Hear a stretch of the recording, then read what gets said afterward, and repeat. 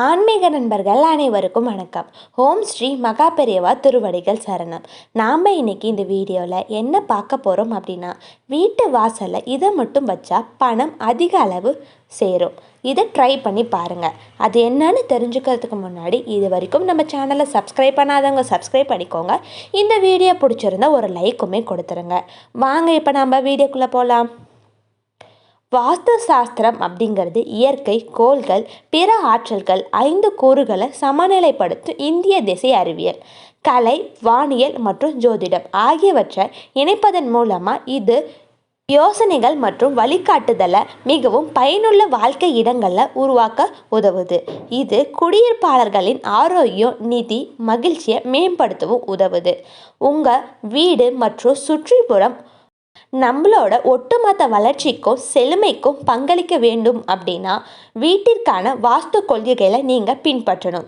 வாஸ்து சாஸ்திரத்தைப்படி எந்த திசை என்பதை விட எல்லாம் எதை எங்கே வைக்கிறோம் என்பது தான் வாஸ்து சாஸ்திரம் வலியுறுத்துது. அதில் மட்டும் மிக அதீத கவனம் கொள்ளணும். ஒரு வீட்டில் நேர்மறை மற்றும் எதிர்மறை ஆற்றலானது தலைவாசல் வழியாக தான் நுழையும். அப்படிப்பட்ட தலைவாசலில் ஒரு சில விஷயங்களை வைப்பதன் மூலமாக அந்த வீட்டுக்குள்ளே நேர்மறையான ஆற்றல்கள் அதிகரித்து செல்வமும் அதிகமாக இருக்கும். இப்போது வீட்டில் பணம் அதிகமாக சேரணும் அப்படின்னா வீட்டு வாசலில் என்னென்ன வைக்க வேண்டும் அப்படிங்கிறத இப்போ நாம் பார்க்கலாம்.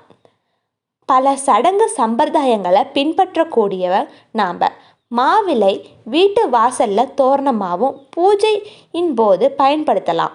மாவிலை தோரணங்களை கட்டுவதால் வீட்டில் இருக்கும் வாஸ்து தொடர்பான பிரச்சனைகள் கட்டுக்குள் வரும். அதே போல் வீட்டு வாசலில் மாவிலை தோரணங்கள் கட்டுவதால் எதிர்மறை சக்திகள் வீட்டுக்குள்ளே நுழைவது தடுக்க முடியும். மாவிலைகளில் இன்னொரு தனி சிறப்பும் இருக்குது. மரத்திலிருந்து வெட்டப்பட்ட பின்னரும் கூட சுற்றுச்சூழலை பாதுகாக்கும் சக்தி மாவிலைக்கு உண்டு அப்படின்னு சொல்கிறாங்க அறிஞர்கள். சகல வளங்களும் நிறைந்த நல்வாழ்க்கை தருவதற்கான தேவர்களை குறித்து செய்யப்பட்ட பிரார்த்தனைக்கு இந்த குறியீடு உள்ளது. அது என்ன குறியீடு அப்படின்னா ஸ்வஸ்திக். இதை நிறைய பேர் கேள்விப்பட்டிருப்போம். இந்த சின்னத்துக்கு இருக்கும் 8 கோடுகளும் 8 திசைகளை குறிப்பதாகும். அந்த திசைகளிலிருந்து புறப்படும் சுப காரிய தடைகளை உருவாக்கும் சக்தியை ஸ்வஸ்திக் தடுப்பதாக ஐதீகம் இருக்கு. இந்த வீட்டுக்கு ஸ்வஸ்திக் வைத்திருப்பது உங்கள் குடும்பத்துக்கு மிகவும் பயனுள்ளதாக இருக்கும். இது வீடு செழிப்பையும் நல்ல அதிர்ஷ்டத்தையும் தரும். நேர்மறையான ஆற்றல்களை அனுபவிக்க உதவும். வாஸ்துப்படி உங்கள் வீட்டில் எதிர்மறையான சக்திகளை தவிர்க்க வீட்டின் பிரதான கதவுகளோட 2 புறமும் சுப பலன்களை எழுத வேண்டும். அது அதிர்ஷ்டத்தையும் செழிப்பையும் கொடுக்கும். அது மட்டுமல்லாமல் வீட்டின் பிரதான சாலையில் மா லக்ஷ்மியின் பாத படங்களை வைத்தா செல்வம் பெருகும், வீட்டில் செழிப்பு உண்டாகும். வீட்டின் பிரதான சாலையில் தாய் லக்ஷ்மியின் பாதங்களை வெண்மை நிறத்தால் செய்ய வேண்டும்.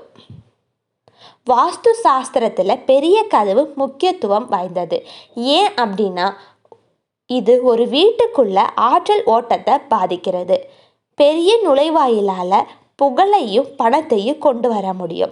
அதே நேரத்தில் செழிப்பையும் மிகுதியையும் அழைக்கிறது.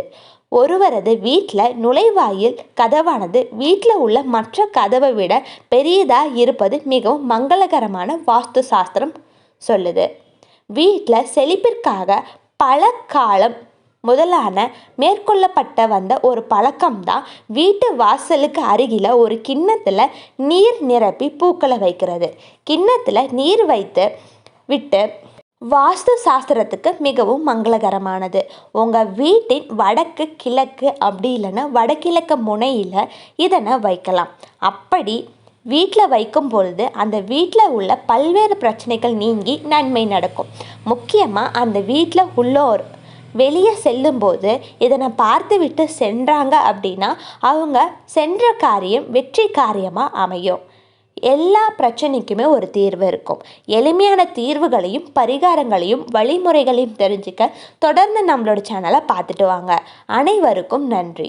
ஹரஹர சங்கர ஜெய ஜெய சங்கர. ஹரஹர சங்கர ஜெய ஜெய சங்கர. இன்னொரு பதிவில் சந்திக்கலாம்.